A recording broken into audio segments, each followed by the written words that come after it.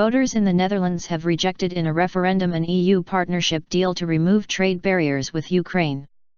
Turnout was low, 32.2%, but above the 30% threshold for the vote to be valid.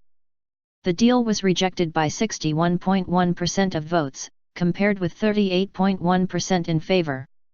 Prime Minister Mark Rutte said the government may have to reconsider the deal, although the vote is not binding.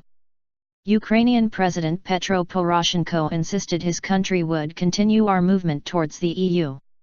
A foreign ministry official in Kiev told the BBC that the result was disappointing, adding that Dutch Eurosceptics could not take Ukraine hostage to express dissatisfaction with the EU. The vote was widely seen in the Netherlands as a test of public opinion towards the EU. It was triggered by an internet petition begun by Eurosceptic activists that attracted more than 400,000 signatures. The result creates a headache for the Dutch government, as the Dutch parliament approved the EU association agreement with Ukraine last year. All the other 27 EU member states have already ratified the deal.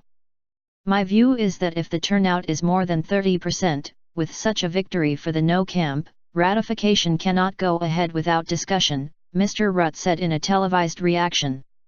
It is also an embarrassment for a Dutch government that currently holds the EU presidency. The vote comes less than 3 months before British citizens decide in their own referendum whether to leave the EU altogether.